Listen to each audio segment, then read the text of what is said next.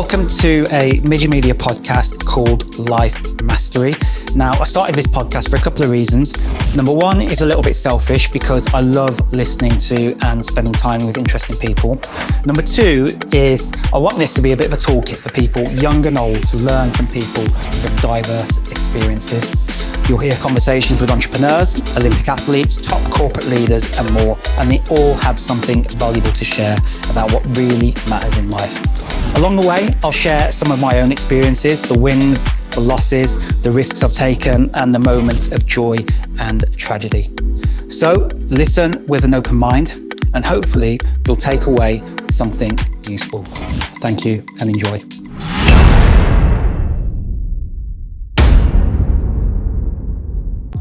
In this episode of Life Mastery, I speak to Tim Wilde. Now, Tim is one of the best MMA fighters around, with 18 professional wins and has fought in Bellator and the PFL. I met Tim through Brazilian Jiu-Jitsu of all things. Our academy, Alento Canuck, opened under Professor Neil Simkin, who Tim had trained with, and we both ended up taking our kids there, and that's how I got to know him. I've always been fascinated by people operating at the highest level of sport, and MMA is about as tough as it gets, so I really wanted to have this conversation about the mindset of a professional fighter. We get into his weight cutting and what it actually does to your mind and your body, his fitness level, which is honestly on another planet, how his training has had to change as he gets older. And we did this podcast just after one of his fights got pulled because of an injury. So a chunk of his conversation is about dealing with injury when everything you've built a camp towards gets taken off the table. We talk about what he actually thinks are the best martial arts for the cage and what he'd tell you to put your kid in if you wanted them to learn how to look after themselves. And we get into the stuff people don't see, the misconceptions people have about MMA and the people who do it, and what martial arts actually gives you that goes way beyond fighting. So, as always, I hope you can learn something from this podcast. Enjoy. This episode is sponsored by Banter Experiences. Look, I've organised dozens of trips over the years, stags, mates' weekends away, and I can tell you exactly what people get wrong. They try to plan it all themselves. You get stuck trying to find decent hotels, comparing at 100 different bars on TripAdvisor and hoping the activities are actually good. And the whole thing becomes a massive headache, not to mention trying to chase your mates for money. That's where Banter Experiences comes in. They handle it all. You tell them how many people, where you want to go, what your budget is, and they build a trip that actually works. Decent hotels, activities that people actually want to talk about, and nightlife that doesn't feel like a cattle market. And they also have a platform so you can share the burden of payments with all your mates. I've seen the trips they organise across Europe, UK, Lisbon, Albufeira, Manchester, Marbella, and they genuinely know what they're doing. Check out www.justbanter.co.uk and get a quote. Honestly, it'll take 2 minutes and you'll wonder why you didn't just do this from the start.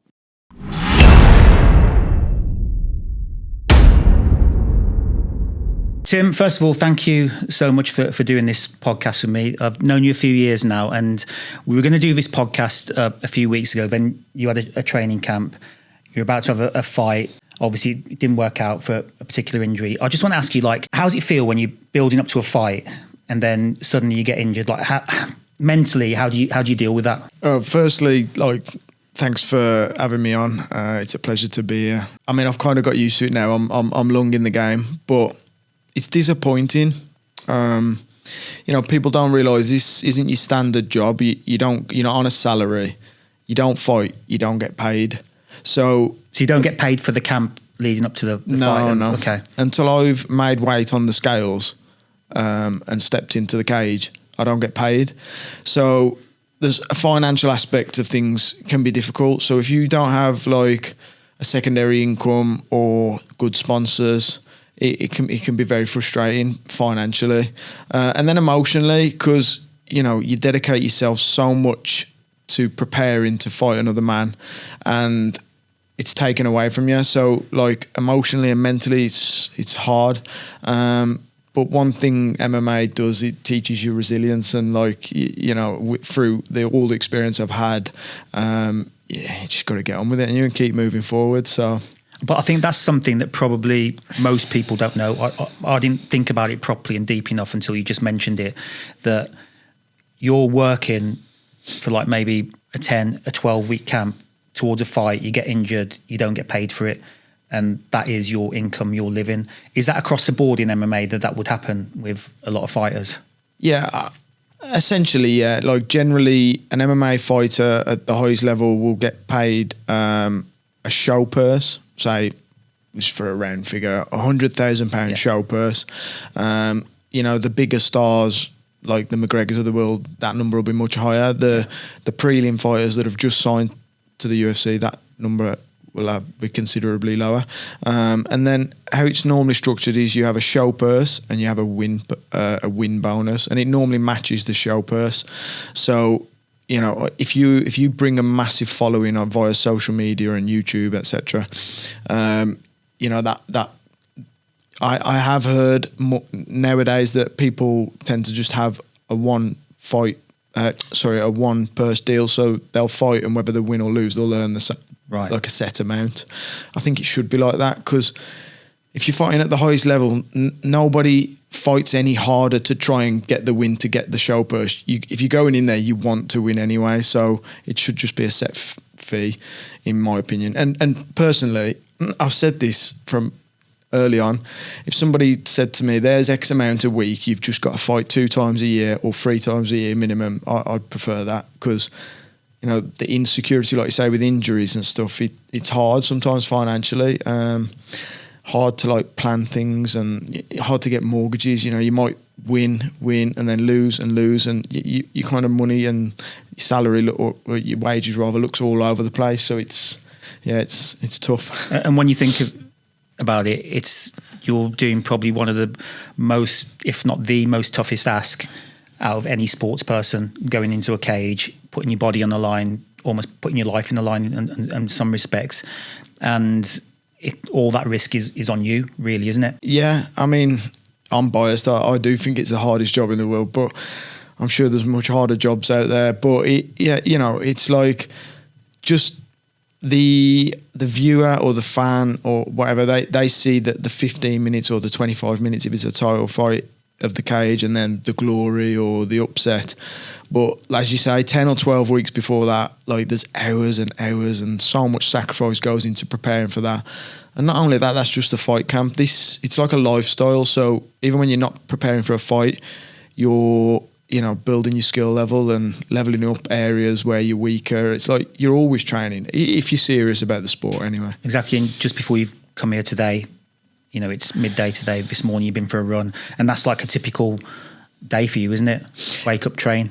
Yeah, like I'm not preparing for a fight now. As I said, I'm getting over an injury. I'm 6 weeks kind of post-injury now, and I've been out this morning, coached. I've done a run. I've got another session tonight, and like it's like a lifestyle, yeah, rather than a job, and it's great. I love it. I'm very happy that I get to do this, but it would just be nice, like if someone said there's £1,000 a week or whatever, and I could just do this for the rest of my life, it'd be great. But I physically can't, so it's not the way it is. As you've gone through your career, and you said you've been through different injuries, is it easier as you've become more mature to just trust the process, or is it more frustrating because like how long it sometimes takes? It's a bit of both, really. It's easier to understand what needs to happen to get past it and move forward, but it's also frustrating because of being at the twilight end of my career. I want to be active while I still can. I know I can't do this until I'm 50, unfortunately. You're not going to see me on BKB at 50 years old getting knocked out by young kids, but there's an end date coming. So it's frustrating because I want to get more in while I can.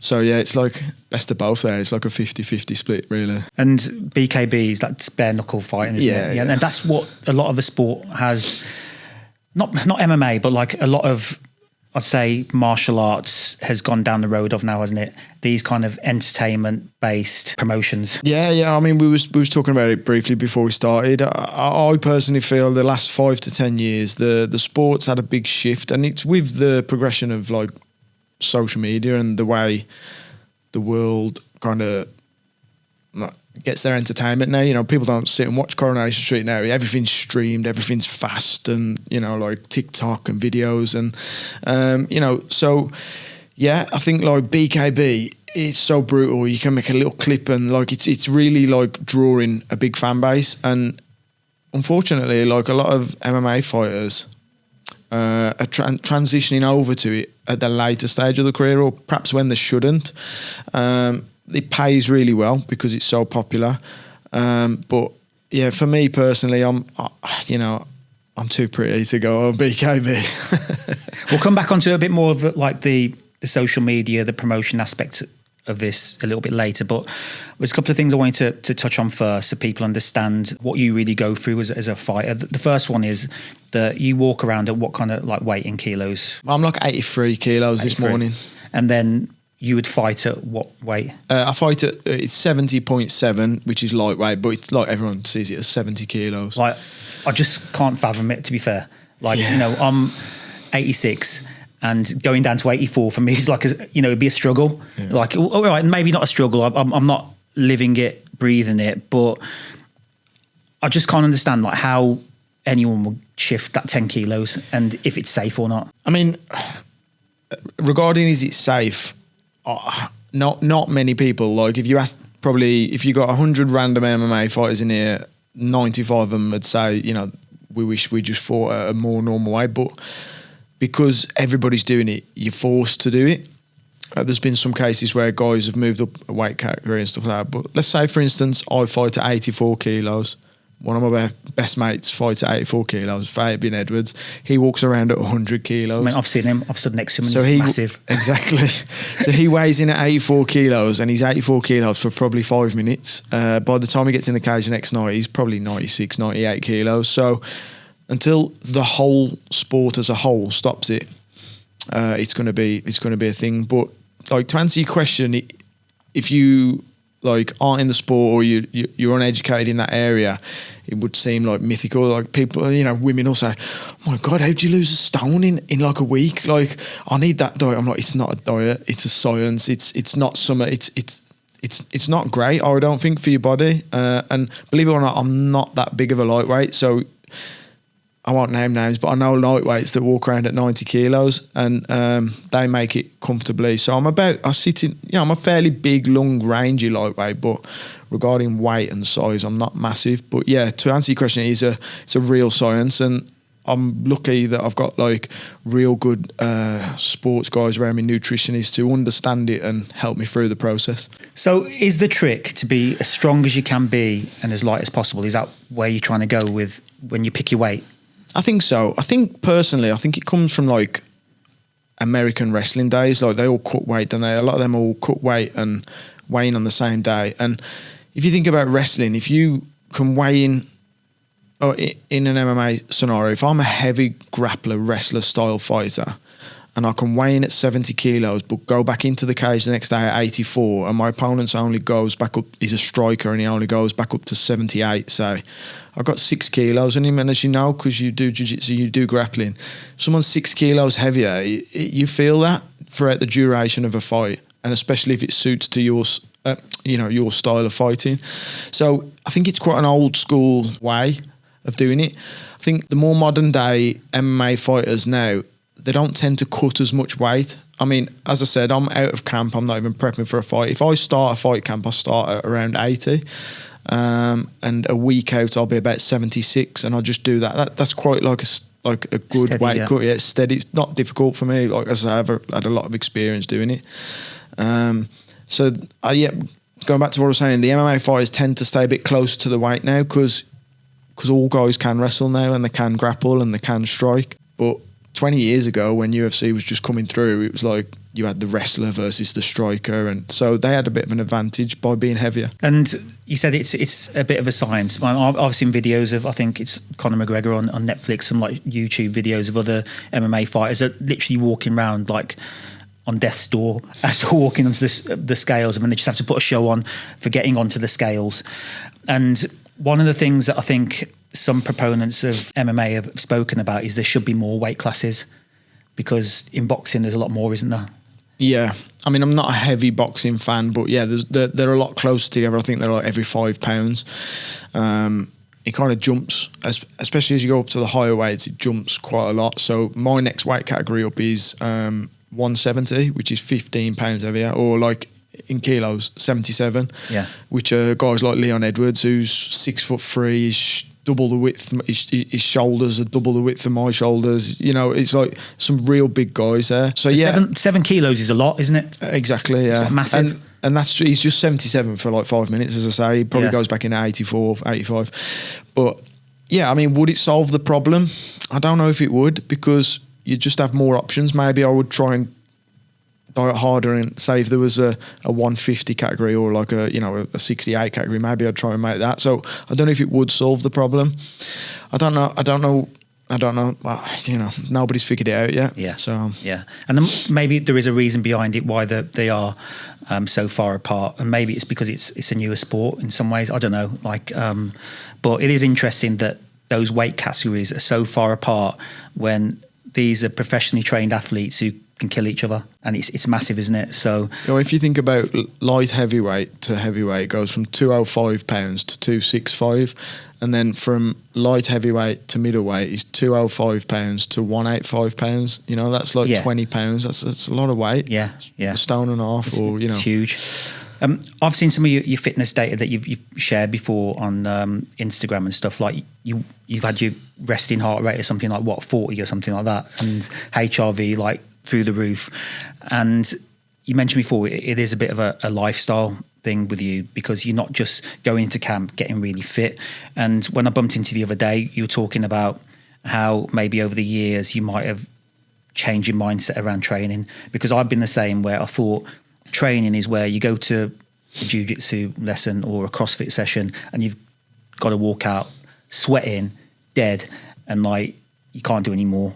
But sometimes just going for that walk or like that slow jog can actually be more beneficial for your fitness, like long term. Yeah, 100%. Like my physio, I've worked with 12 years, Andrew Caldwell, he's brilliant at active therapy. He a little shout out there. Yeah. He'll like that. Come back soon, Andy. Yeah. Well, you know him yourself, don't you? He's brilliant, and he's been really somebody good. That has helped guide me with my training. And you know, over the years, I do it much better now. I would, when I was early level pro, I was still working as an electrician. Like every night, it was just smash. Every night, kill myself, work all day, kill myself, and then twice a week, get up extra early, go for 2 hard runs, and then train all weekend. And like, you never rest. And that's one of the things you always said, like combat athletes could do better by resting more or structuring their training more. And as I evolved and moved into like doing it full time, I started to understand that. And like, if I had a hard spar on a Monday morning, my session on the night would be a light drilling session or a walk or stretching or yoga, and then I'd probably have like a medium session on the Tuesday and not do my next hard session till Tuesday night. And I'd just learn to space it out better and structure my week better, and that's helped with injury prevention. Although I've been injured a lot, I think I probably would have been injured a lot more if I'd have carried on the way I was going. And as I've got older, sorry to interrupt, I've had to do that. You've got to train smarter. So how would you say that's affected your fitness overall? I think the joke at the gym and say, like, I've got a third lung. I think I've always been cardiovascularly fit, but I've always been sporty ever since like 6-7 years old. 6, 7. I know you got kids. Yeah. Yeah. It does your head in, doesn't it? But yeah, I've always trained like sports, football, swimming, martial arts, basketball, and I just love sports. So like, even if I wasn't fighting professionally and I was still an electrician, I'd still be training. I perhaps wouldn't be as fit as I was. And I just think it accumulates over the years. And, you know, I could take a year out and go to the gym and probably still do 3 rounds of rolling or still do 5 rounds of striking. And I just think, yeah, that's all it is. It's like it banks. You know, I think about time, like I remember I got knocked out really bad in a fight and I took like a whole 6 weeks off training and my resting heart rate didn't go still above 45. Like, and that is just like insane, by the way. My record's 36. That's 36? Good, yeah, it's my lowest. Like that would be like a Tour de France. Yeah, like, I know it's weird. Maybe I have got a third lung as well. I don't know, but yeah, I think like it's like banked and just years and years of training. I mean, I'm 39 now. I started martial arts when I was 7, so 32 years of training. Yeah, not always hard, but just consistently. And I think that's what sometimes people don't understand. And it was actually my coach at the gym who talked to me. He said, it actually compounds over time, doesn't it, as well? That was a word. That's a better word for it. Compound. It compounds, and like, especially if you're smart with it. So that's a better word, much more specific to that, what I meant. And I think one of the things that people probably don't see as well is that, and I think I've seen it on your Instagram, is that you really focus on sleep, don't you? Yeah, I'm obsessed with sleep. I love it. But there's a guy, what's his name? Matthew Walker. He's like a sleep scientist. Yeah. Like, read his book, listened to all his podcasts, and I've read his book twice. Well, I listened to it. I can read, but I'm always driving, so I have an audio book. But he's brilliant, and it's like the secret medicine that isn't a secret, and we all need it. We all do it, and it's like your longevity and your long-term health, and just it's so important, you know. And these are the little like hacks as such that people are getting more recognising nowadays, but it's just something that the little 1% you can give yourself. I think it's standard. You just got to have 8 hours sleep, and I love it. The Whoop's a brilliant tool for tracking your sleep, and I don't know if you use something similar, but it's so important. And I know about it. If I only get 6 hours, I know about it. You know, if I have a bad and for some reason, like say travelling, or I have 4 or 5, it's like having a hangover. It really does affect your performance. So, yeah, I'm always on to people to sleep more. So what would your like sleep routine look like? Because I know it sounds like weird. How can you have a sleep routine? You just go upstairs and go to bed, don't you? But having read that book or listened to it and listened to him on several podcasts, he talks about sleep hygiene, doesn't he? Understanding like your environment, understanding what helps you switch off easier and get into that REM and that deep sleep. So what would yours look like? So mine personally, I like it cool in the room, so all year round, even in winter, the windows open, I've got a fan on all year round, it's dark, I sleep in a sleep mask. We actually have sounds on, my other half, she likes it as well, so we have like rain sounds on, okay. Just any like car doors shutting or any noise out, so just takes the edge off of that, you don't hear it. Which didn't help me actually. I had my truck pinched a few weeks ago, so I didn't hear it go.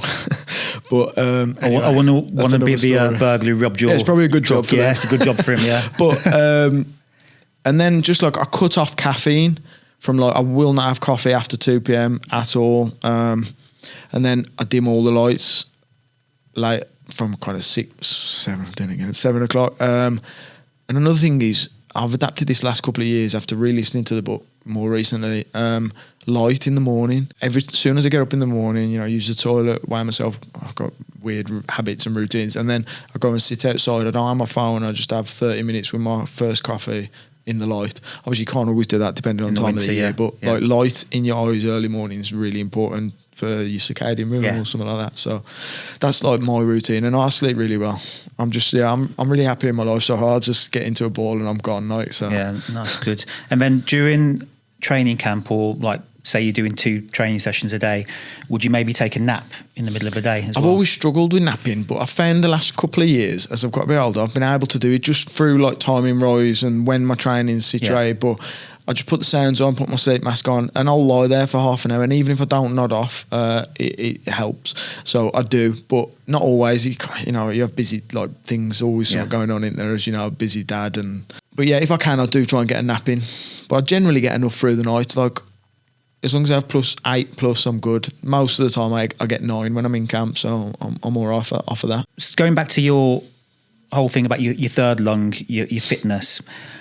I've done jiu-jitsu for a few years now, and when I first started, I'd really gas out in my rounds, because I think one of the things is you really tense up, don't you? But as you kind of go through any sort of martial arts, you learn to relax a lot more.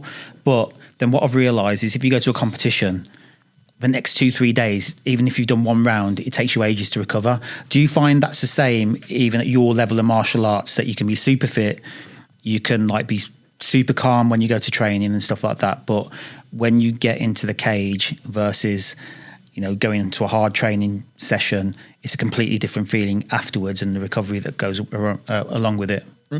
100%. I think it's your nervous system gets shot. I've had it a few times through training in camps where I've just gone a bit too hard or gone too hard in the sparring or done too much in one day, and it's like your nervous system gets shot, and that doesn't just recover in like, just have the night off, you'll be all right tomorrow morning.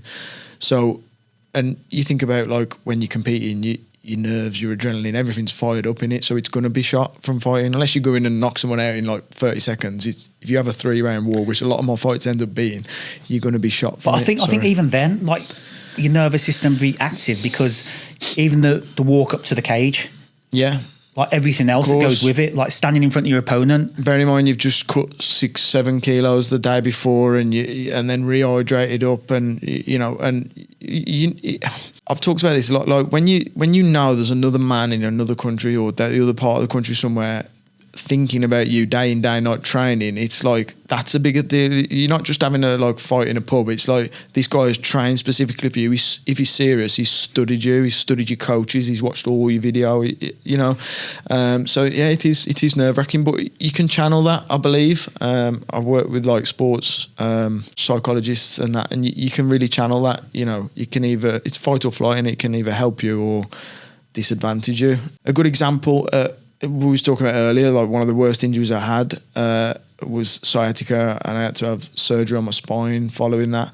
That fight, I couldn't sneeze without holding on a chair and like kind of getting my body into a certain position. I'd brace in and I would sneeze, and the pain was unreal. Worst injury I've ever had by far. And I got in and I performed. I fought a really, really high level guy for 15 minutes. And I can't believe even to this day that I did it. But I knew about it the next day because my missus was having to push me around in a wheelchair around the airport. And that was a guy who was a Roman...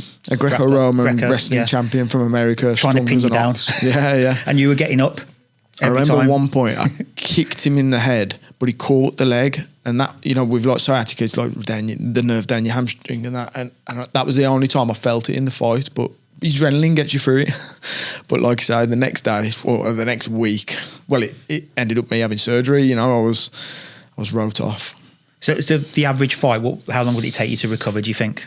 If you've had a heavy 15-minute fight and it's a heavy striking fight, you want 1 to 2 weeks off minimum. Like I'm normally going insane mentally by about 5-6 days after I'm start going for a walk or doing a bit of stretching. But yeah, like a good coach, if you've had a tough fight as a professional, yeah, they'd make you have at least a week to 2 weeks off any training whatsoever.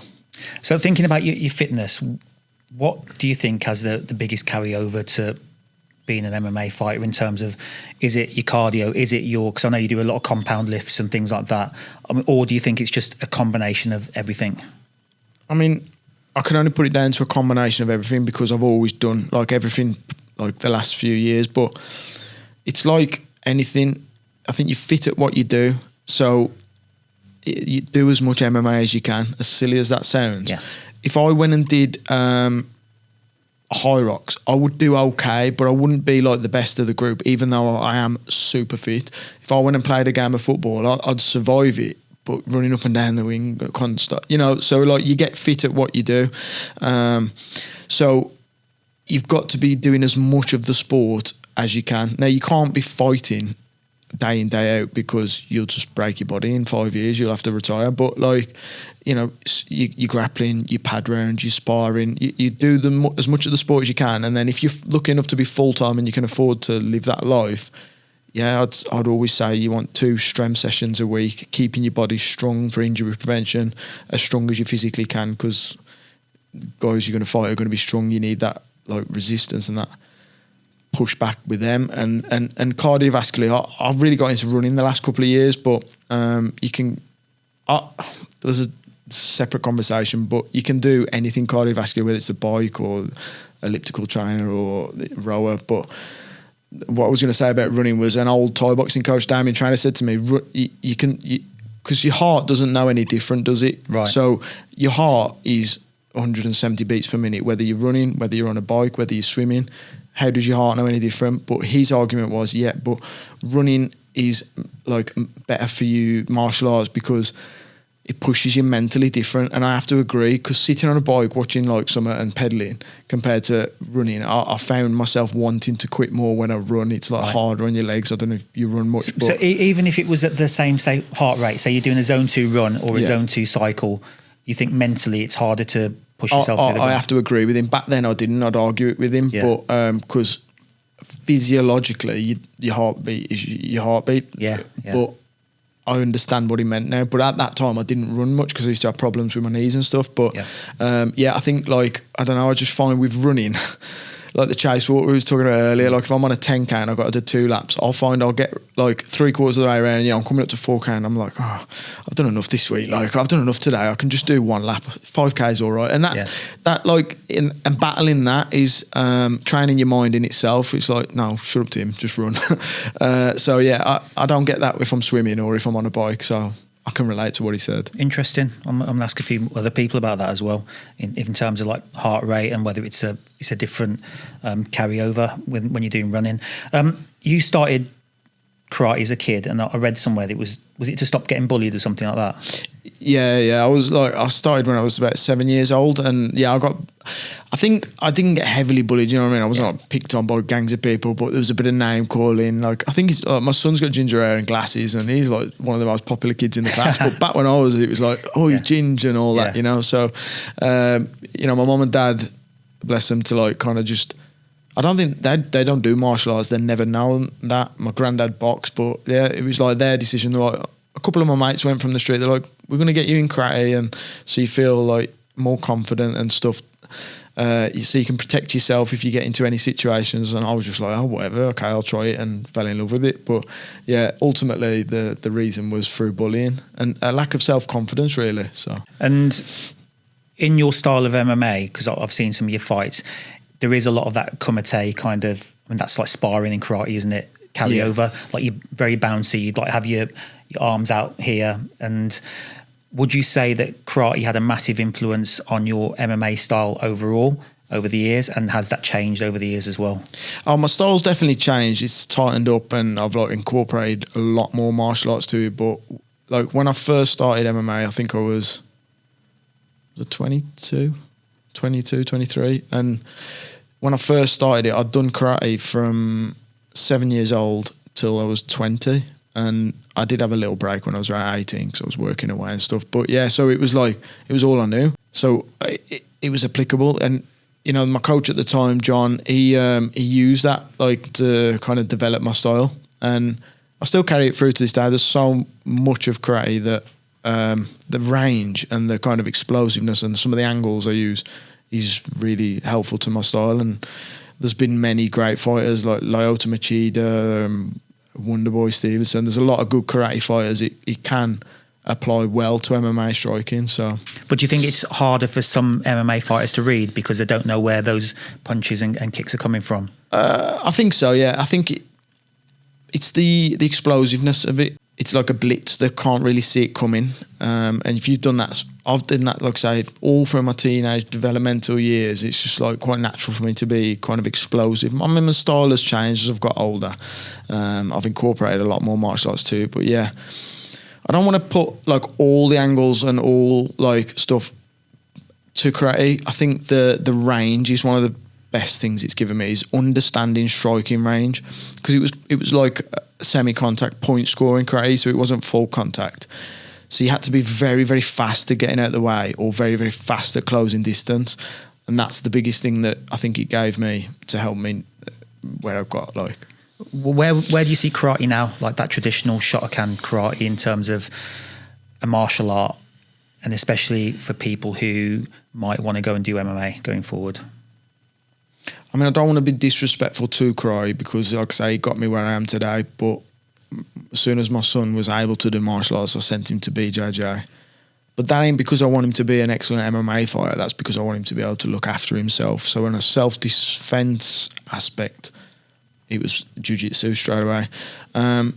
Personally, I think you're going to see a massive wave now of just MMA gyms open, because when I first started 15 years ago, wherever it was, people knew what MMA was and stuff, and people were doing MMA. But somebody say like my old coach, he was great at Thai boxing and he understood a bit of jiu-jitsu, or Neil Simkin did karate and he was phenomenal at jiu-jitsu, but yeah, I hadn't really studied wrestling or didn't know Thai boxing. Whereas you're going to have, over the next few years, guys like me, there's already people doing it, Tom Breeze, like, who just know MMA. We've come into the sport with perhaps, like I'll say, like Leon Edwards or Tom Breeze, they just only know MMA. Right. But where me, I was a bit of a specialist in one area, but because I've put so many years into it, I'm now understand all of MMA. So I think in another 15 years' time, it's just going to be MMA. So it would be just go and do MMA because you need to know how to wrestle. Like these Americans want to wrestle, so and they wrestle from 3 years old, all through school, all through college, and I think wrestling controls an MMA fight. If you can control where the fight is, you're controlling the fight. Full stop, aren't you? So because one of the things is that MMA is quite a new sport, isn't it? In many respects. So when, say, UFC started, like you said earlier, there were people who were judo specialists or the Gracies who turn up and no one knew what they were doing, or like somebody be a Thai boxer or karate, and it was just put together so people could see what the best martial art was. And so I think now, because people have understood it, they know that, you know, potentially they can become multimillionaires and really famous or whatever else it could be. Their goal is to become the best MMA fighter. So the sport's evolved a lot because of that, hasn't it? Absolutely. But I will say to people, if you want to be a multimillionaire, don't be an MMA fighter. Like, I don't know. I just wouldn't choose that. Personally, like, you want to do MMA because you want to challenge yourself and you perhaps love martial arts and want to test yourself, or, you know, I wouldn't get into it for money because it's a hard sport. Yeah, no, for sure. You know, here's my take on the whole karate thing. You know, I did karate as a kid, and I was like yourself. When my kids could do a martial art, I put them into jiu-jitsu as well, probably for similar reasons. But one of the things that I think is missing now in a lot of martial arts, not so much in Neil Simpkins's Alento Jiu-Jitsu club, is the discipline. Because I think that discipline of making you line up, bow, you couldn't just go and get a drink whenever you wanted. You couldn't turn a plate, and everything was like properly drilled into you so that you couldn't mess around. And I think it produced better citizens in that respect. I mean, what's your thoughts on that? I agree. I think traditional martial arts definitely did that. I think when I was around 18, 19, I went into a couple of boxing gyms just to try it because I was looking for something new. And there just wasn't that discipline. I mean, I'm not saying boxers aren't disciplined, of course, but just in the gym environment, just wasn't that discipline. Whereas, you know, I was petrified. I mean, that ain't a good thing, but I was petrified of my karate instructor as a kid. And I think that's too far one way. But then there's also too far the other way. Kids just do what they want, or student, you know, like if and when I have a gym one day, I feel there's a balance. I think Neil's pretty good at it. You know, Neil can be fun and the kids can love him, but he can be very, very strict as well and lose his rag and get people in order and in check. So I do think there's a middle ground where, you know, you can apply both. But yeah, discipline's important, and I agree. I think it, like that from traditional martial arts, it does it builds character, doesn't it? For that can really help you in your adult life and your work life and your relationships and stuff. So yeah, that resilience as well. And I think just learning to turn up on time. Yeah, you know, your class is at 7 o'clock. Be there at 6:45. Be ready and lined up for 7 o'clock. Because otherwise, you know, you alluded to it. You've been to other gyms. You know, I've been to other Brazilian jiu-jitsu gyms where people just walk in and out the class and you're like, what's going on here? It's completely different. It's just a respect thing, isn't it? For sure. Like, just lock the door, innit, at 7. You've missed your session. It's not my fault you're late. Oh, the traffic. Yeah. Well, look on Waze, see that there's traffic and set out 10 minutes earlier. I mean, you can have all the excuses under the sun, can't you? But I agree. I'm very traditional like that in myself. Like I say, even when I have a gym, that might be what I do. I might lock the door and be like, if you're not on the mat by 7, you obviously don't want to train. I turn up on probably once a year. I might be late, and the thing at Renegade is if you're late, you have to mop the mats. I'm like, well, okay, whatever. But like, I'm always there 20 minutes before a session, so I can get there and get my gear out. I can have a little stretch, limber up, and I kind of have to now do a warm-up before the warm-up, but that's how it should be. Like, I want to be there early. I can't wait to do it. Not rolling in 10 minutes like, oh, sorry, mate, didn't realise the time. Like, do you want to be here or not? Yeah. And you said earlier about your son, putting him into jiu-jitsu.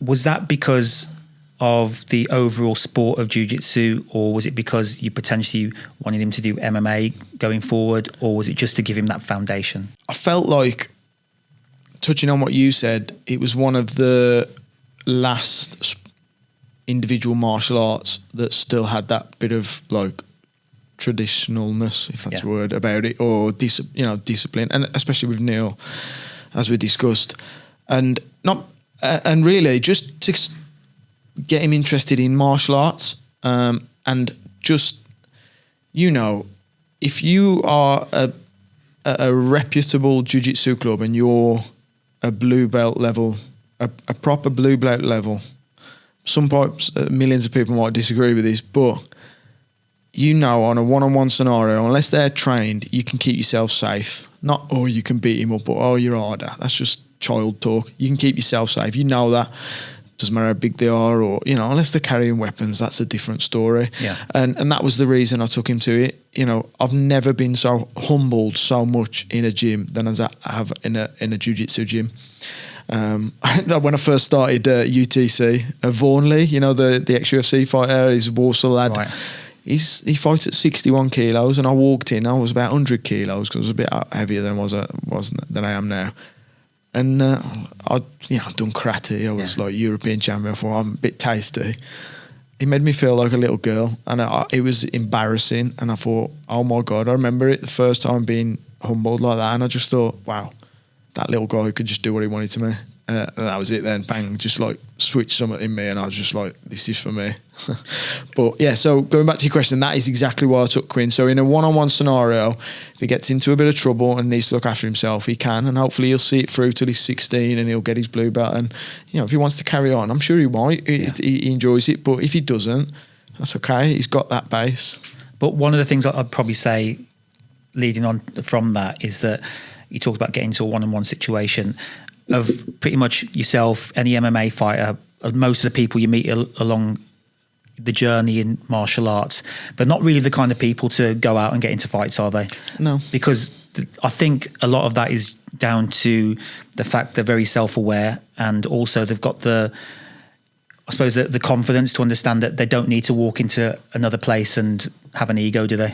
Well, when you sent me some notes, I had a read through them, and I was made me think and ponder about like what has it given me, and like you say, being very self-aware, very self-confident. I find like observant. Like the years and years of martial arts, like I can see a situation happening before it's happening and just remove myself from there. I don't need to prove myself to anyone. I've proved it in an octagon or cage or whatever, like, or in the gym every week, and as I said, that humility is a massive thing. Like, how many times have you been humbled in the gym? You think, wow, like it's just like, Neil's a 50-year-old man and can tie people up in knots. It's like, I just think like it gives you this like air of self-confidence that you see things come in, and just an awareness maybe is the right word, amongst all the other things, discipline, respect, like resilience. The list goes on. But it's true, and in this day and age where there's so many people just like baiting each other on Instagram, maybe it's for followers, I don't know what it is, but you just go to your jiu-jitsu gym or your MMA gym or kickboxing or Thai boxing, and you see the people there and what they can do, and you think, well, those people don't go out and do that stuff. I think most people, like you say, they don't put themselves in them situations. I'm not, unless you're trying to get followers or something, like I say, you're aware of it and you don't want to be involved. If you're fighting or every week on the mats, and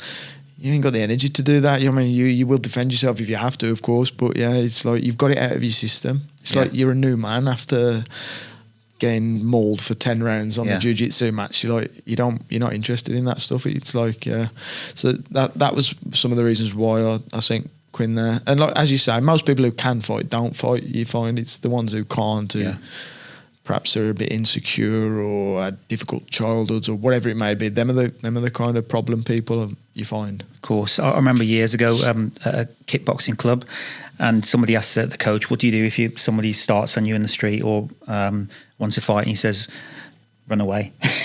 And that was him, and he was like one of the hardest blokes on you. And that was his answer. Did you not make me then? You don't need it. There's no point, is there? No, absolutely. You missed my joke then. Oh, sorry, mate. Did you not meet me by then? But nah, I'm joking. Yeah, you don't need to, mate. You always run away because, like anything can happen, can't it? Like, yeah, he can fight and he does it all day, every day, but he might not see his mate behind him and just sticks a knife in his back. It's like always try and remove yourself from a situation. But I think like people don't particularly target somebody who they know can fight, don't they? You know, people who tend to like, it's like a bullying mentality. They look for the weaker prey. Oh, definitely. So yeah, I read somewhere that of all the MMA champions, the most common base was wrestling. Is that true? First of all, and why would you think that is? As I said earlier, I think if you're a better wrestler than your opponent, you determine where the fight goes. So if I'm fighting you and you are this 10 times world champion Thai boxer, and I'm okay, I can strike, but I'm a much better wrestler than you, I'll just put you on your back and you can't do anything about it. And vice versa, you know. I'm a better defensive wrestler than you are offensive wrestler, and you don't want to strike with me. You're going to have a long night on you if you can't get me to the ground. So it is the main recipe of being a great MMA fighter. And throughout the years, you've seen waves of strikers and the Gracies, the waves of jiu-jitsu. Nobody knew what it was.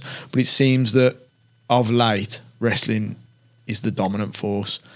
And unfortunately, the Americans have a slight advantage on us because it's part of the syllabus, isn't it? If they want it to be. I mean, we're catching up now. I think like Leon's proved that. I think I've proved that in some fights. A lot of the high-level MMA guys in this country have proved we don't just get put on our backs and kept there for 15 minutes. But there's still some more to come. And I think, you know, wrestling is a sport on its own. MMA wrestling is slightly different, you know, with the control of the gloves and the wrists and the things you can do and the use of jiu-jitsu, the use of strikes changes it. So I think you'll see over the next 10 to 15 years as like guys, like I say, the Yannick Bahatis now has got his own gym, and the guys that are turning over into coaches and they're just going to produce pure MMA fighters, you'll see a change. And I think Europeans as a whole, and we like to strike. We tend to we've had some of the best strikers. I mean, look at British boxing at the moment. Like, you know, it's so yeah, we'll see how it turns. But yeah, to answer your question, wrestling, if you're the better wrestler, it does control the fight. And with that in mind, why did you then choose jiu-jitsu for your son rather than wrestling? Because I don't want him to fight MMA. I'd be absolutely terrified watching him, but it's a self-defense aspect. Yeah. That was purely why I went to jiu-jitsu out of all of them. And it's not as accessible, is it? There's jiu-jitsu gyms everywhere. The nearest kind of best wrestling is in Birmingham. So you had to make a choice. I don't have the time to take my son wrestling 3 times a week. I think there's a good club in Wolverhampton now in there in Wednesfield. So I just went with jiu-jitsu and he happened to love it. So that was why I chose it specifically for my son. But we fortunately have more access to better wrestling now. Yeah, I was just intrigued by that because coming from your MMA background and understanding that wrestling does control so much of an MMA fight, why you made that choice with jiu-jitsu. But yeah, it completely makes sense, and obviously it's what's accessible as well. Yeah, it was just to suit my circumstances at that time. I just want to take it back a little bit. Like, you were a full-time electrician and then you made that jump to become a full-time MMA fighter. Was that hard mentally, not just for yourself, but also when you're having discussions with other people in and around your circle about that? Yeah, there was like a shift in my life. It wasn't just like a one day thing. It was a progression. I kind of tailored down the work to the point where I was working less, training more, and then eventually just made the jump. But yeah, it's a different crowd in it when you're on a building site compared to when you're in a gym with professional athletes all the time. So there was that aspect of it, like your social surroundings. Like I lost people that, like, I mean, they're still there, but you're just not seeing them, are you? So, you know, you're not as close, but just the environment's different. Although we have great banter at the gym as well, you know, and I'm sure you do it amongst the classes and stuff. We're all just humans, aren't we, who laugh at ourselves. But one of the biggest things, as I talked about, I don't know if we talked about it on this or before it, but the financial aspect of it. I went from getting X amount every week to, now I only get paid when I fight or when a sponsor gives me some money or stuff. So that was the hardest adaptation. Fortunately, like, I've always been my dad taught me very early on to never just blow all your money, never spend more than what you got, always save a little bit. And, you know, so I'm quite good with money, and I have been able to make it work. But, you know, if you wasn't good with money, it is tough, you know, only getting paid twice a year or 3 times a year. And then you get injured and you don't get paid for a year. It's like, you know, not many, especially young people, budget, think, well, if I don't fight for 18 months, I need to make sure I've got 18 months worth of money kind of thing, bills to pay. So that was like difficult to get. Because it's almost like when I was thinking about it, when I was preparing for this podcast, it's almost like somebody who's got a job and then they've decided to go into business. Because that's what it is, isn't it? But your business now is everything about you, your brand, your personality, what you're doing in the gym, what you're doing outside the gym. And it's a risk, isn't it? It's a massive risk. Of course, yeah. I mean, you know, you got the self-doubt. If you imagine when I took that jump, I mean, it was many years ago, but if I'd had like perhaps lost 3 or 4 times in a row, or if I'd have physically got injured to a point where I wasn't able to then go back to being an electrician, it is a risk. It's a tough old kind of sport and job to go into, but I don't see it as a job. I see it as a lifestyle, as I said, and I love it. And when I'm one day when I hang the gloves up and I'm not fighting anymore, I'm still going to train and still going to run. I'm still going to lift weights. I'm still going to stretch and hopefully be coaching and passing it on. I love the lifestyle I've created, and I'm very fortunate to be able to do that. So, you know, sometimes when I've been injured, like recently, and I'm not going to get that payday, you know, sometimes I might sulk for a day or be upset for a weekend, but then I think, but yeah, I'm getting to live this life. I've been all around the world fighting. I've met so many fantastic people. Actually, I'm blessed. You know, you've lived the dream in so many ways, haven't you? Yeah. And it's what so many other people who look up to you or aspire to be like you would want to have in their lives. And I think this is something that entrepreneurs have, and you as a professional sports athlete have, is sometimes the people, when you spoke to those close to you who you might have mentioned, all right, I want to go and do this as a professional athlete now, they might not have believed you or believed in you. Did you have that, and how did you deal with that? Because I think personally it all comes down to your own mindset, and you've got to have that belief. You've got to have that belief as an individual, as yourself, as an individual, for sure. And I think if you don't have people around you that believe in you, should they that be in your closest circle? Should they be people that are around you? You know, everyone's always believed in it. And when it comes up to, you know, when you're 40, 50 years old and you think, oh, I never quite achieved what I wanted to, but I tried, and look at everything I did because I tried.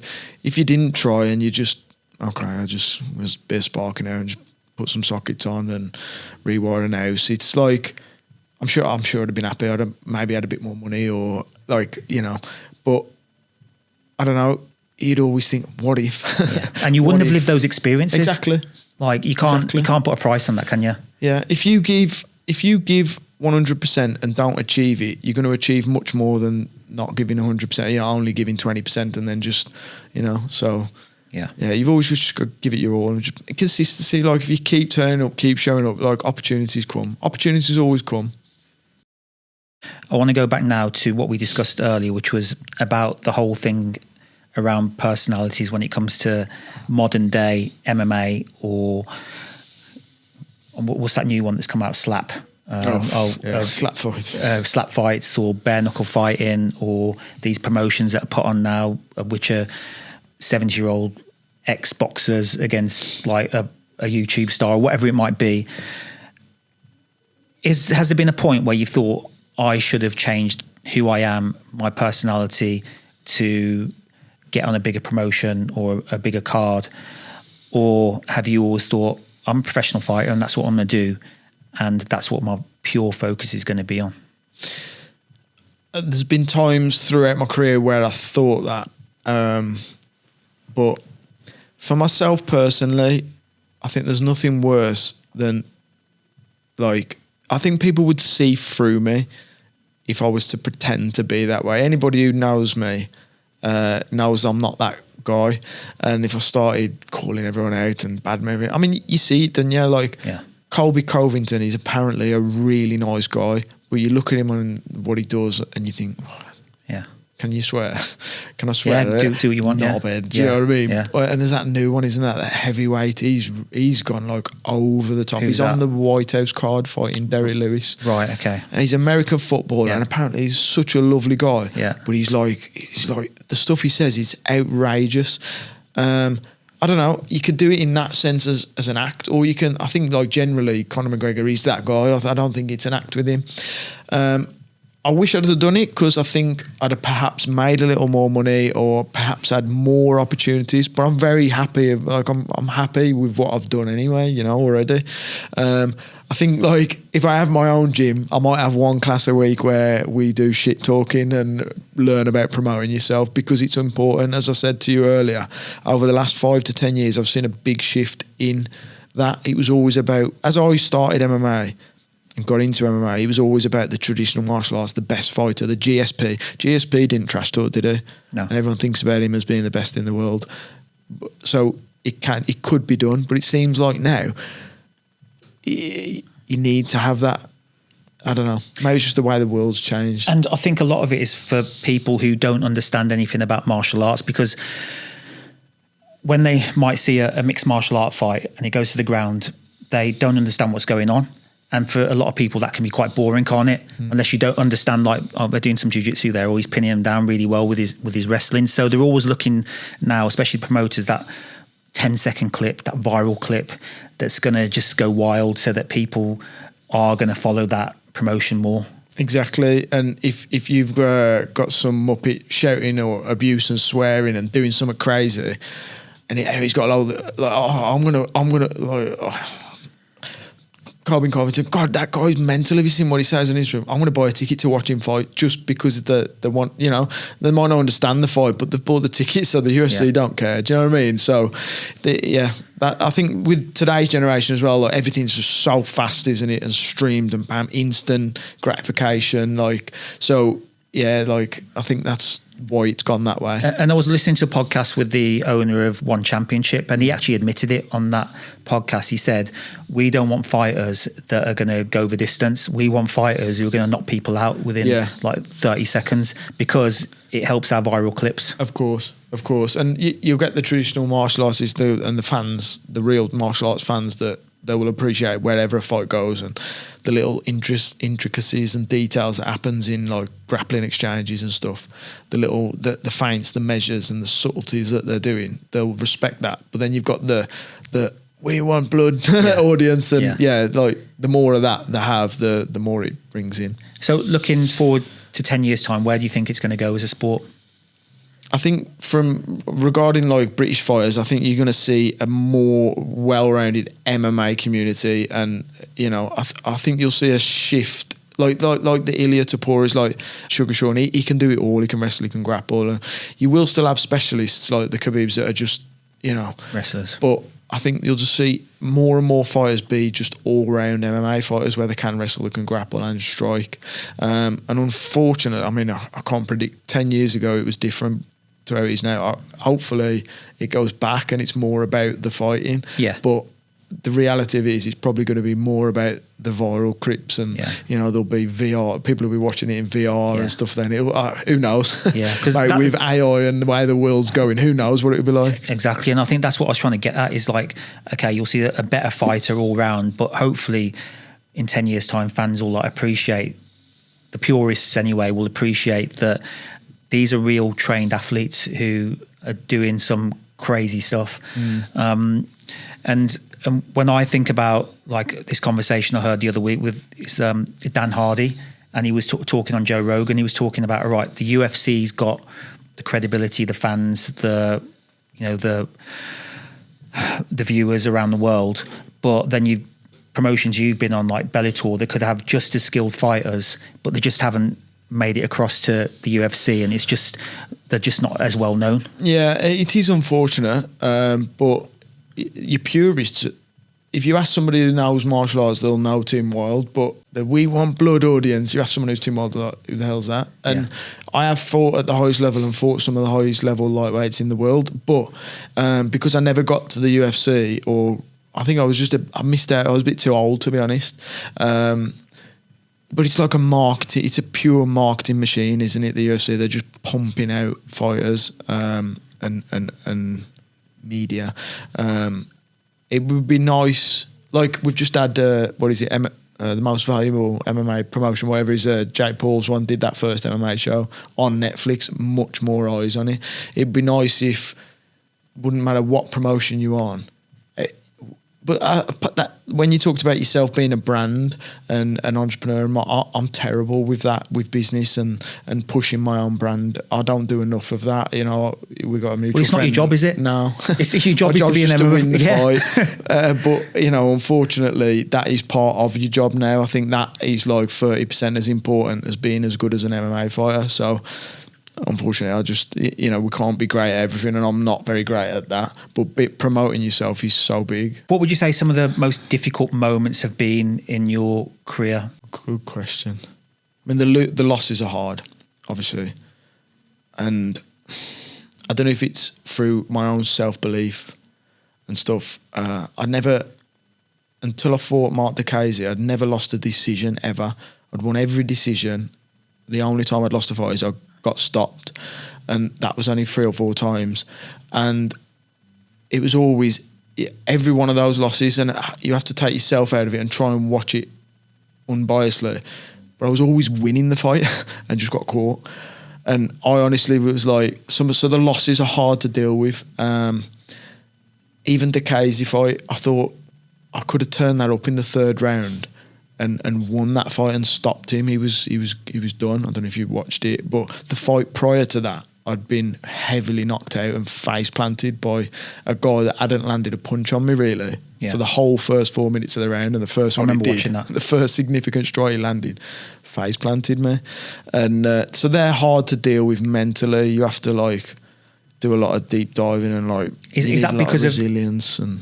Sometimes because you were winning the fight and you didn't see it through. That's what I think it is, and I've discussed this at length with friends and family. It's like I was winning. I should have won that. I made a mistake. They capitalised it. Congratulations, but I know I'm the better fighter. And I think if you don't think like I feel like I could beat anybody in the world. If you don't feel like that, you shouldn't do this sport. You have to have that like to balance between self-belief and a bit of like arrogance, mate. Yeah, you have to think like that. But yeah, so like going back to your question, like the losses, that's hard to deal with. Them have been tough. And then just sometimes financial situations with injuries and stuff's been hard to deal with. But the training, I absolutely love, mate. You met me run up a hill 100 times and that's going to make me win my fight. I'll do it 110 times. Like, I love that. So although that is physically hard, I love it. So... But you know what? Not many fighters would actually probably say that either. They probably don't like the actual, running up a hill 100 times. They'll enjoy being in a ring and like sparring or whatever it might be, but not enjoying that. And I think that's a very sort of unique thing about yourself.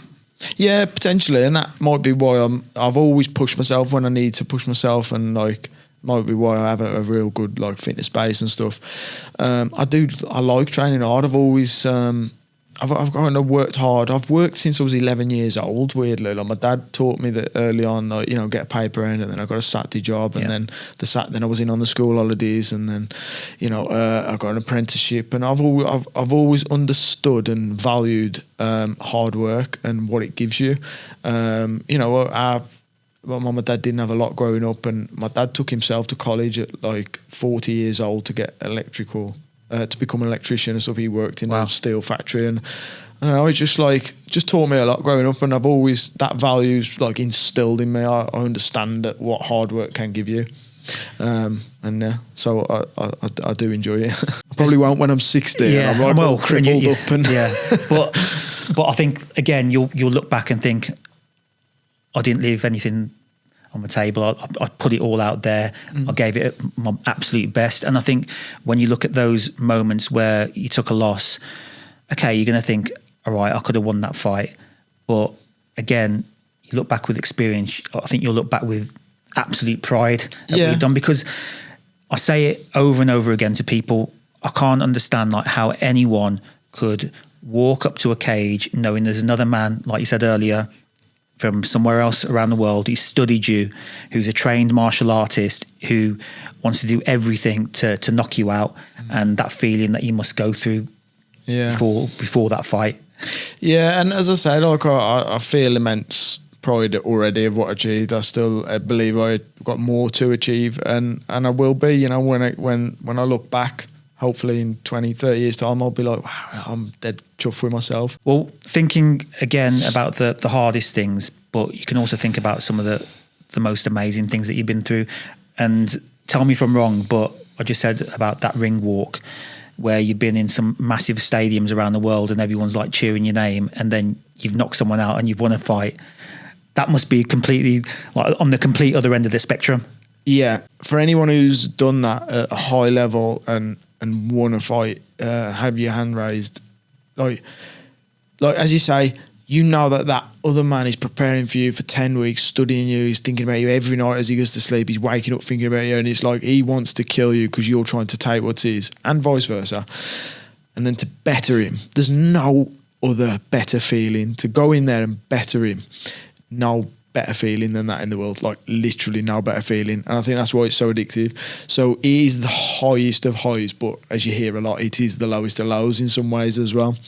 I just remembered what I was going to say. I was going to talk about that's one of the things that I found hard to deal with. I never fit, other than that, like the Casey fight, which arguments, it never really bettered me, held me down, but I've never felt like I've been bettered in a case. Like I think a loss where I've been in and someone's just too slick, too fast, too skilled, piecing me up, controlling me, taking the fight everywhere, and you just really have lost because that man on that night is better than you. He's much easier to swallow. I've never felt like I've lost like that. I just felt like my mistake, I got caught, and you know what I mean. So yeah, and that must be that frustrating. might be a bit of that like high self confidence and / arrogance that I have. Yeah, that you have to have. But yeah, that's something that's tough to swallow. And I think that's just like the fine margins of anything at such a high level in life, isn't it? Yeah, absolutely. But highest of highs. I mean, I headlined when I fought Primus. I unfortunately again lost the fight, but that was in Birmingham, the Resorts World. There was like 14,000 people there. That was like unbelievable. Walking out to that to main event, the whole arena cheering for me because he's like one American. I think he brought his mom and dad and his team over. So it was like he got booed when that was amazing. Like that was great. I was driving down the M6, M5 down to the gym and I'm on billboards. It's crazy. So yeah, like there's some bit. I've been all around the world with it, for Chicago, like for many European countries. There's a lot of great things it's given me. And I'm proud of that. Amazing. And like I said earlier, I don't care what anyone says. Like if you've lost 20 fights, 30 fights, lost one fight or whatever it might be, I can honestly say, having done a little bit of martial arts compared to what you've done, what you do is just unbelievable. So you should be like incredibly proud, and no matter what going forward, have immense pride for everything that's been in your career. What was one martial art you'd want to master but you never had a chance to do it, or you haven't been able to do it? I think the secret of mastery is you never truly master anything, and if you have that mindset about any martial art, you'll always grow and you'll always learn. You do martial arts, you do jiu-jitsu. Neil's done jiu-jitsu for 30 years, our coach. He still learns now, and I think it's the mindset of I'm chasing mastery that makes people good at martial arts. So there isn't one individual martial art that I would love to master, but with MMA, I concentrate heavily on my striking, heavily on my wrestling, grappling, and I'm just chasing mastery in all of them. But the truth is I'll never master any of them, but I'm going to die trying. It's not the answer I thought you were going to say, but I like it because I remember going to a gym somewhere and it said there is no finish line, and that's what it is, isn't it? Yeah, exactly. If there was, if I did master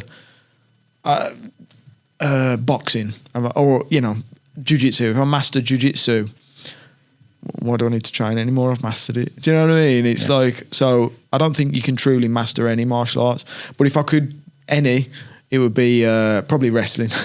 As I said, it controls a fight. So if I was the best wrestler in the world, like the Khabibs and the Makhachevs now, and That's why they're champions, because they can control where the fight goes, and they're obviously better. They're good at everything. You know, they're not just wrestlers. Yeah. So it's What are some of the biggest myths about MMA that you hear? maybe I think I'm extra nice, but I think that like with these like horrible, like mean, like toxic, or I don't know, you hear different things like intimidating. Like I'm just a normal person. Yeah. Like I can have a conversation with you, a 75-year-old woman, when I pick up my son from school, a 9-year-old girl that's playing with Quinn. Like I'm just a normal man. It's just I'm not some like ogre or horrible man who loves violence and fighting. I love my job. I don't see it as like violence fighting. I'm more of a martial artist. We see it as an art, don't you? Yeah, there probably is guys out there like that, but we're just humans. So you know, this myths that we're like ogres and you got to watch him. Yeah, and it's not true. And I was actually surprised earlier when you told me that off air that it was actually banned in France, and it was only until like you fought 3 years ago, around that time, that it became legal.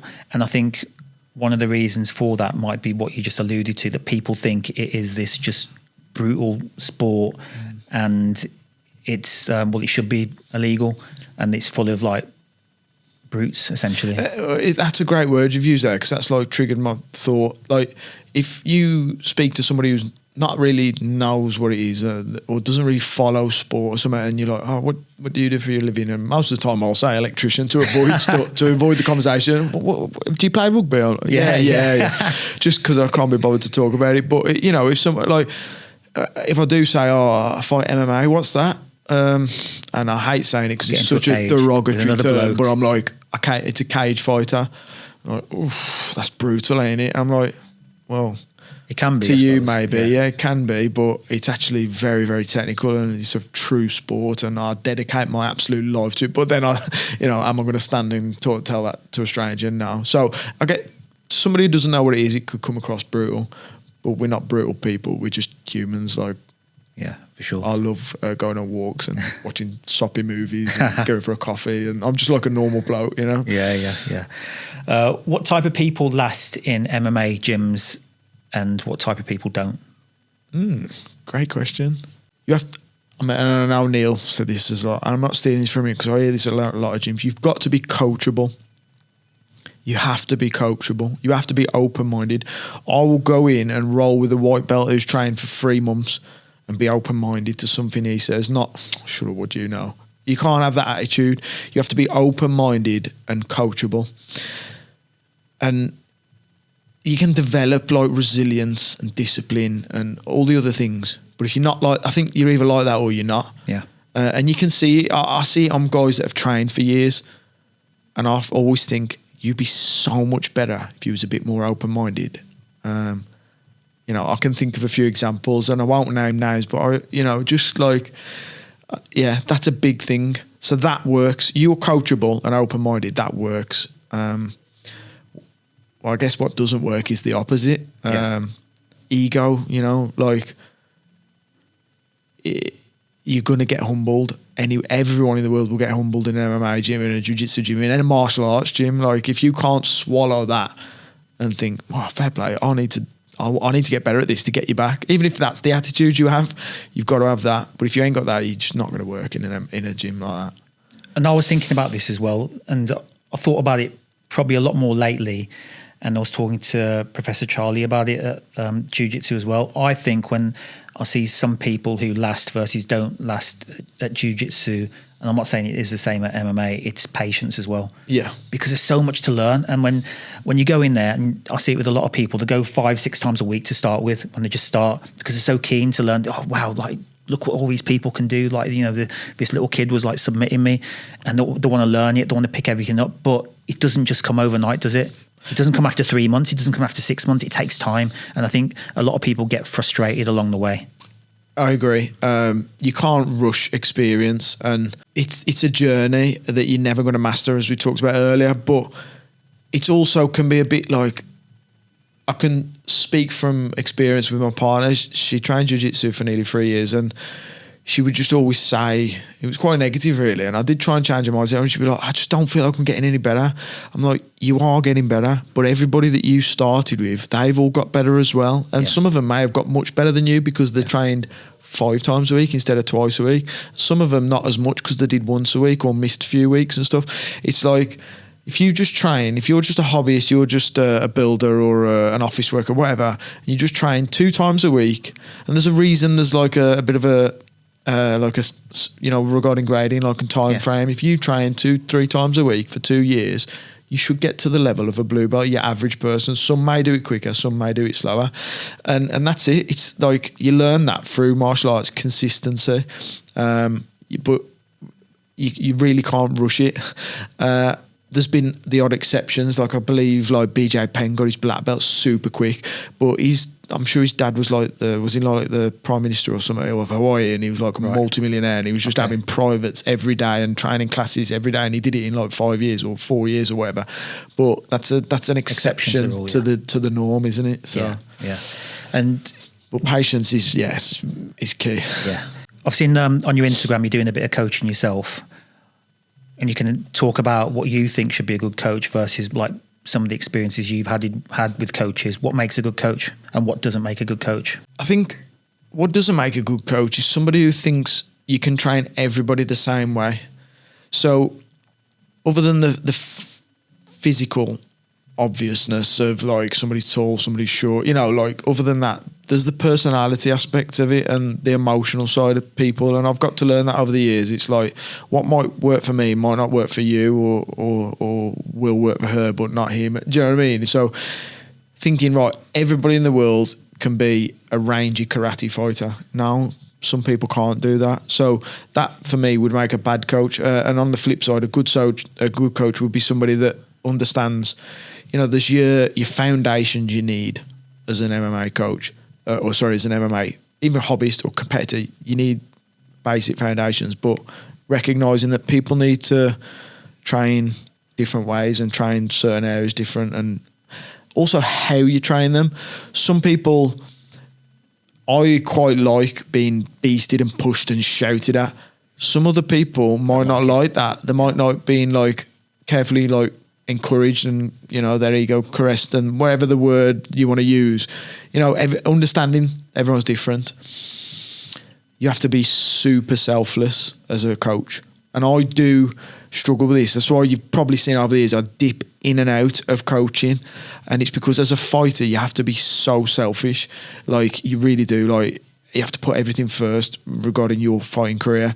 But as a coach you have to be the complete opposite, and I'm an all or nothing guy, so I'm like, in a perfect world, I fight until 2028, and then I one day stop fighting, and then the next day I start coaching, and I can just make the switch because I'm, like I say, all or nothing. So it is quite hard for me to be selfless and think, I'm like, well, I can do PTs these 3 hours of the week, and then nobody's like, well, why ain't it working for you? Like, that's me. That's the selfish side of a fighter. But as a coach, I've got to be open to, okay, Joe Bloggs works in office. He can only do this time at night. And so, I'm seeing it myself. So being very selfless is important as a coach. And deep diving into what you just said about being selfish, how does that work around with the people in your life at that time? It doesn't always work. It doesn't, but you have to do it to be successful, and sacrifices have to be made, not only by you but by your family, and an understanding of when I'm preparing for a fight, for them 8-10 weeks, whatever. It's like other than the obvious danger of of my family and their health, nothing else comes first.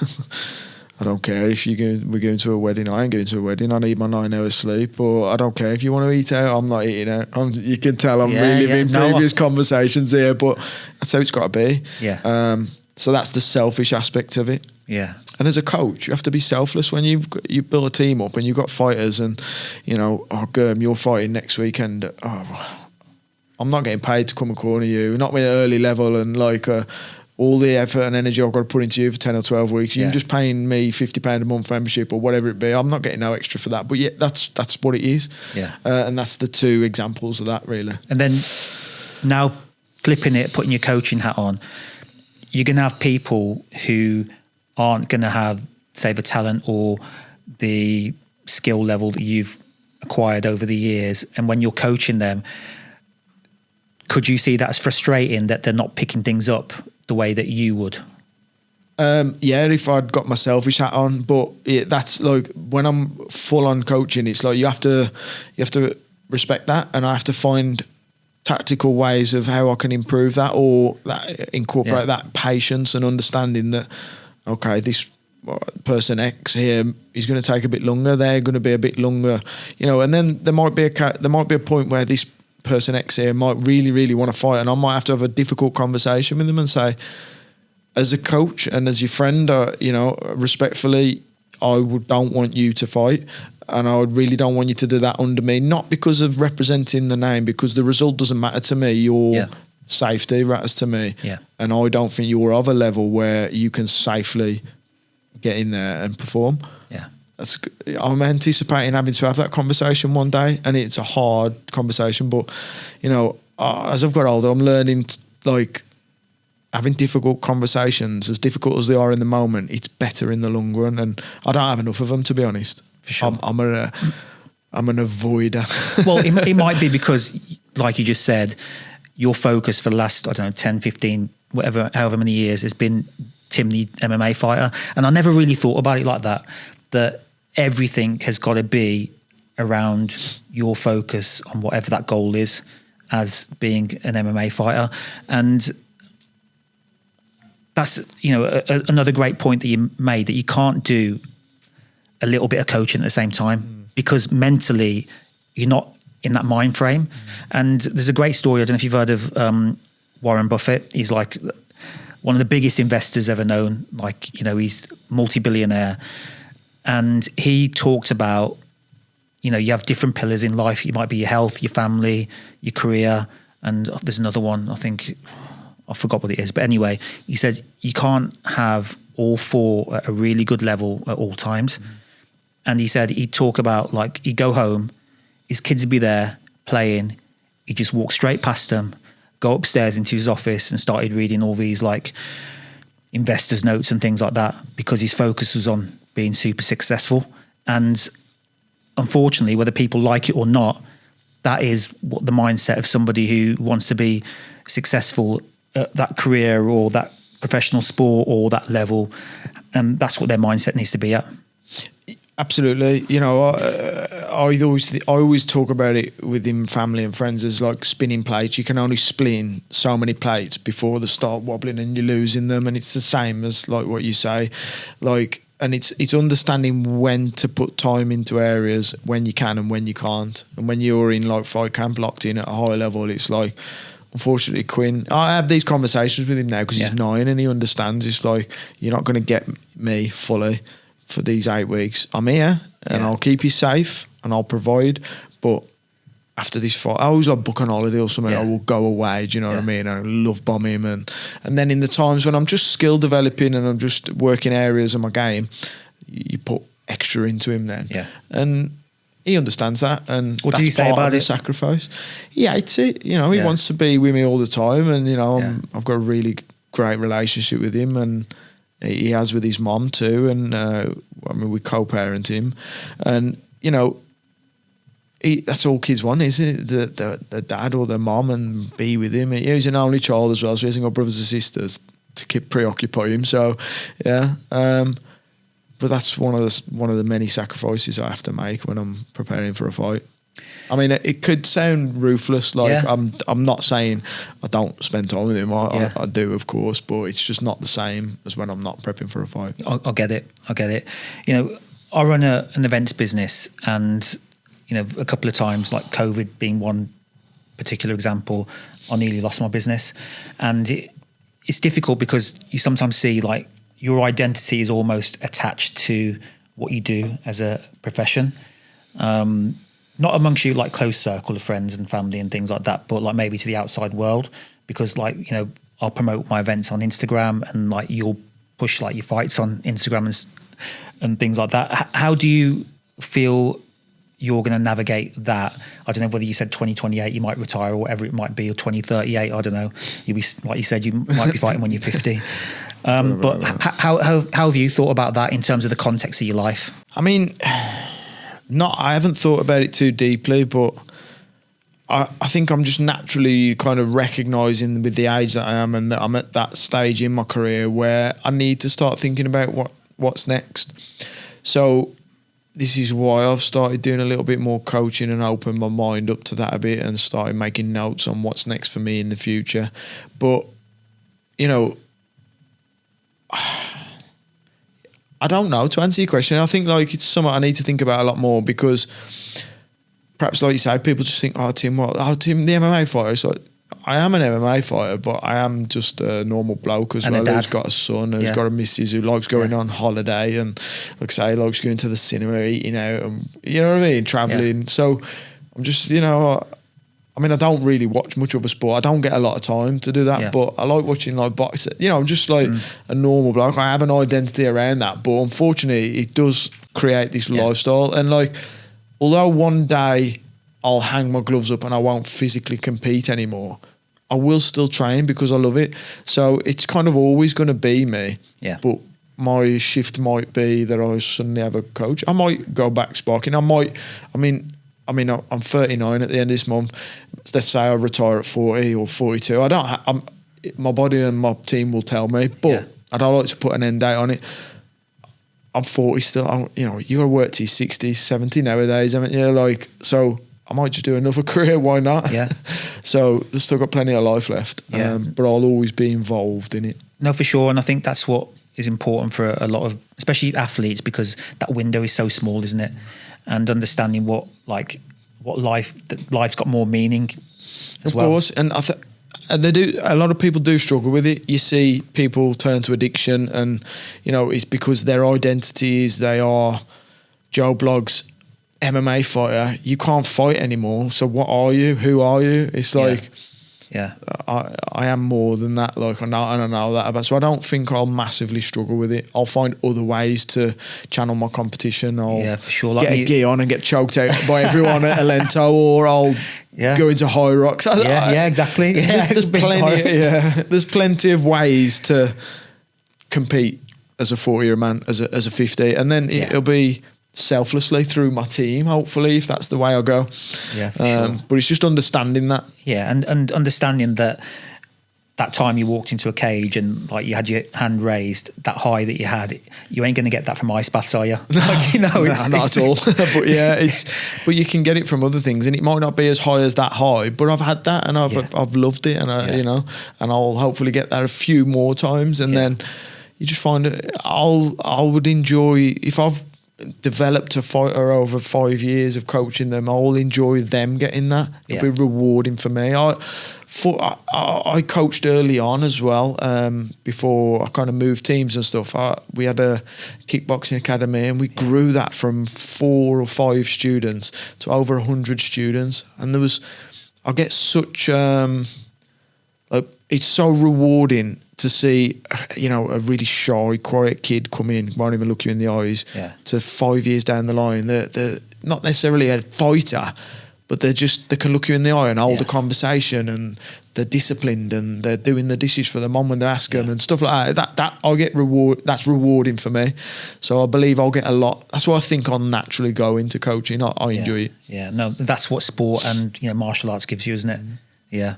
Tim, you know, I've really enjoyed this conversation, and, you know, I really appreciate you giving your time to do this. I've just got one more question, which is, you know, you're 80 years old.